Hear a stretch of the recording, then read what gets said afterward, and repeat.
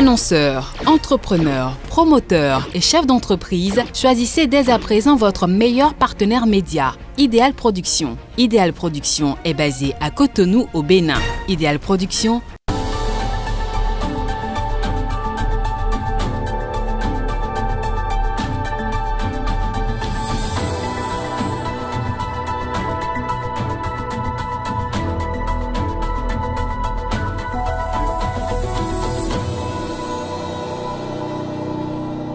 Très heureuse de vous retrouver pour ce journal éco. Bienvenue à tous.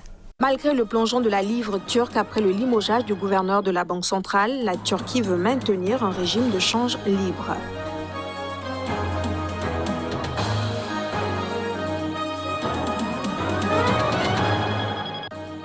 Dans cette édition, nous parlerons des hydrocarbures. Selon l'Organisation des pays exportateurs de pétrole, la demande mondiale de pétrole va croître au cours du premier semestre de 2021.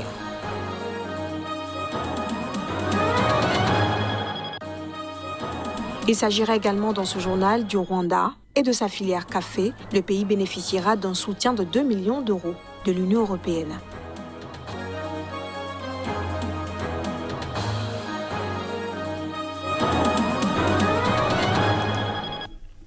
Démarrons cette édition par le Burkina Faso. Les prix des produits pétroliers à la pompe connaissent une hausse depuis le 23 mars. L'augmentation est de 10 francs CFA par litre pour le prix du super, 91,10 francs pour le gasoil, 10 francs CFA par litre pour le prix du pétrole et 500 francs CFA sur la bouteille de gaz butane de 12,5 kg. C'est le ministre burkinabé de l'Industrie qui a donné l'information aux usagers. Les autorités ont invité les différents acteurs de la chaîne de distribution au strict respect des nouveaux prix. Elles promettent aussi d'effectuer des opérations de contrôle inopinées et informent que tout contrevenant à cette mesure sera sanctionné. Depuis le début de la crise du coronavirus, les avis divergent sur l'avenir du marché pétrolier en ce qui concerne la demande. Et dernièrement, c'est l'OPEP qui s'est collé au jeu des prévisions. D'après son rapport mensuel, l'organisation a annoncé que la demande mondiale devrait atteindre 96,3 millions de barils par jour au cours du premier semestre de cette année. La demande mondiale de pétrole a diminué de 9,6 millions de barils par jour en glissement annuel pour s'établir à 90,4 millions de barils par jour en moyenne en 2020. L'Organisation des pays exportateurs de pétrole a annoncé que la demande mondiale devrait atteindre 96,3 millions de barils par jour au cours du premier semestre de cette année.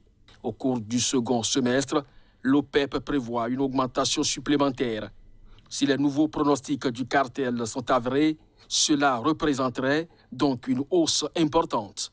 La demande de pétrole des 39 pays de l'OCDE a été revue à la hausse d'environ 0,03 millions de barils par jour sur une base annuelle de 2,6 millions de barils par jour pour atteindre 44,6 millions de barils par jour en 2021. Quant à la demande de pétrole des pays non membres de l'OCDE, celle-ci a été révisée à la hausse de 0,10 millions de barils par jour sur une base annuelle de 3,3 millions de barils par jour pour s'établir à 51,6 millions de barils par jour en 2021. Notons que cette prévision de l'OPEP relative à la hausse de la demande mondiale se fonde sur une reprise solide de l'économie mondiale grâce à l'impact positif des prochaines campagnes de vaccination contre la COVID-19. Au Rwanda, le café est le principal produit d'exportation traditionnelle. Le pays vient de bénéficier d'un financement de 2 millions d'euros de la part de l'Union européenne pour le développement de sa filière. Cette enveloppe financière ira à un projet mis en œuvre par l'ONG américaine à but non lucratif TechnoServe. S'étendant jusqu'en 2025, cette initiative ambitionne, entre autres, d'améliorer la qualité des fèves et de renforcer les capacités des acteurs au niveau de toutes les étapes de la chaîne de valeur des producteurs aux transformateurs, en passant par les exportateurs. Il faut dire que dans le pays des 1000 collines, la culture et de la fève s'effectue sur 42 000 hectares. Parlons toujours du café pour dire que, d'après le site Investir au Cameroun, à travers le fonds de développement de ces filières, le Cameroun va consacrer la somme de 50 milliards de francs CFA au financement de la production du cacao et du café. Pour réussir son objectif, le pays se donne une période de 5 ans. Le financement de 50 milliards de francs CFA que l'État s'apprête à injecter dans les filières cacao-café intervient au moment où le Cameroun multiplie des initiatives depuis un peu plus de 10 ans aux fins de faire redécoller les filières cacao et café. Des initiatives marquées parfois par quelques échecs, à l'instar du plan de relance des filières cacao-café adopté par le gouvernement en 2014 et qui n'a pas permis au pays d'atteindre les objectifs de production de 600 000 tonnes de fèves de cacao et 185 000 tonnes de café en 2020.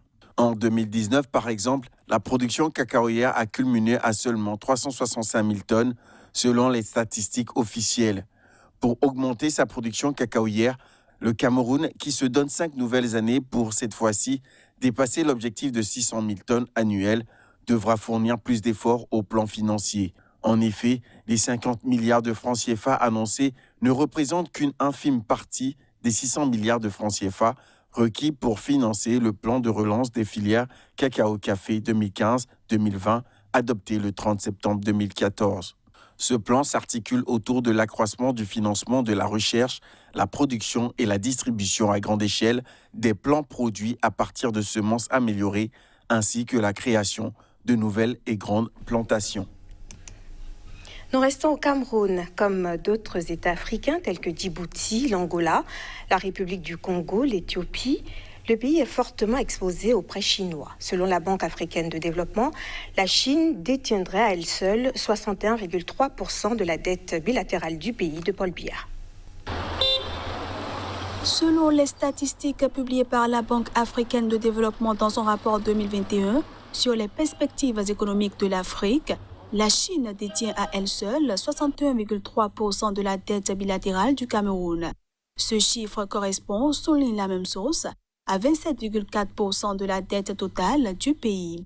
Celle-ci se chiffrait à 10 164 milliards de francs CFA au 30 septembre 2020, selon la Caisse autonome d'amortissement, l'organisme en charge de la gestion de la dette publique. Le Cameroun apparaît sur la liste des pays actuellement en situation de surendettement ou jugés à haut risque de surendettement selon l'institution financière panafricaine.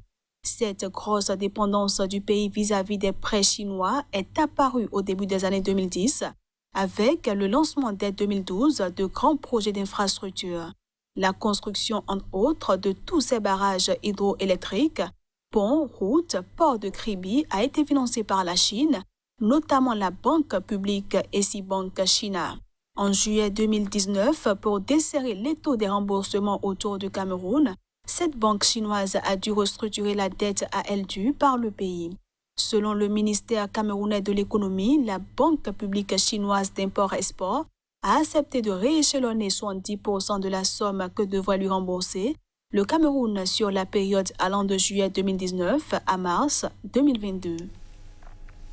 Je l'annonçais en titre, la devise turque cède 10% après avoir plongé de 16%. Le gouverneur de la Banque centrale a été limogé, sanctionné pour ses hausses de taux d'intérêt massives. C'est le 3e changement à la tête de la Banque centrale en 2 ans. Retrouvons Candice Debouy pour les précisions. Le ministre turc des Finances a affirmé le 22 mars que son pays maintiendrait un régime de change libre en dépit d'un plongeon spectaculaire de la livre turque. Cette décision intervient après le limogeage du gouverneur de la Banque centrale. Cette politique économique devrait être maintenue jusqu'à ce que le pays arrive à une baisse durable du taux d'inflation. Selon les autorités, ces réformes économiques mises en œuvre par le gouvernement devraient renforcer les bases structurelles ainsi que la résilience face aux chocs éventuels. La livre turque a plongé de plus de 17% face au dollar le 22 mars sur les marchés d'échange, inquiet du récent limogeage du chef de la Banque centrale par le président Recep Tayyip Erdogan. La devise turque s'était échangée jusqu'à 8,47 livres pour $1 lundi, en début de matinée en Asie, contre 7,22 livres pour $1 en fin de semaine dernière.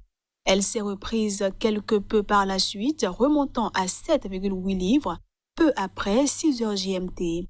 Le nouveau gouverneur s'est engagé dès dimanche à prendre les mesures nécessaires pour lutter contre l'inflation.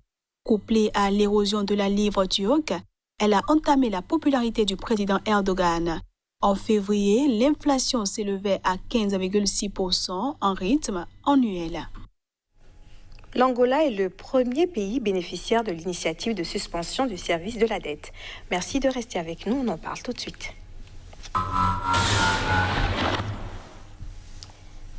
Et nous en parlons, bien sûr, avec Casimir Pédio. Merci d'être avec nous. Tout le plaisir pour nous. Vous êtes le directeur de publication du quotidien La Nouvelle Économie. C'est bien ça. La dette publique angolaise est passée de 39,8% en 2014 à 127% en 2020. Mais qu'est-ce qui s'est passé? Il s'est passé que l'Angola a déprécié sa monnaie. En effet, le pays, donc, voyant la crise économique et financière, surtout monétaire, venir, en 2013, a donc décidé de déprécier le kwanza, qui est la devise donc, de ce pays-là. Et depuis, le pays a plongé en termes donc, de statistiques, surtout en ce qui concerne donc, la dette publique, a plongé vers donc le ratio dette sur PIB a dépassé d'ailleurs le plafond 3 fois donc la prévision de 39,8% de 2014, le pays est passé à 127% de ce ratio dette sur donc produit intérieur brut, et aujourd'hui le pays peine à donc fait descendre cette barre pour véritablement bénéficier de l'accompagnement des partenaires techniques et financiers. Et comme si cela ne suffisait pas, la crise laissée par le coronavirus et surtout les corollaires donc de cette crise viennent donc dégrader davantage les recettes, mais aussi les exportations de ce pays, il faut le dire. Deuxième, au niveau donc du continent africain, après le Nigeria, l'Angola vit au détriment, au dépens, voilà, j'allais dire, du brut de pétrole, et aujourd'hui le pays peine à redresser véritablement son économie, notamment les recettes au niveau de ce pays-là. Alors comment est-ce que les gouvernants comptent justement abaisser ce ratio-là?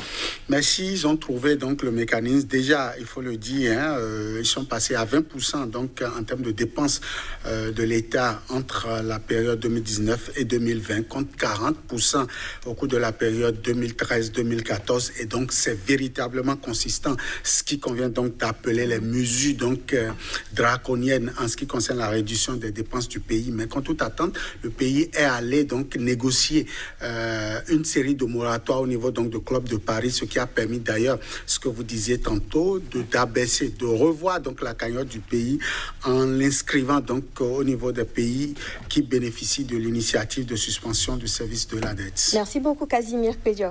Je rappelle à nos téléspectateurs que vous êtes le directeur de publication du quotidien La Nouvelle Économie. Et ce sera tout pour cette édition. Merci de nous avoir suivis et bonne suite des programmes sur Sika TV.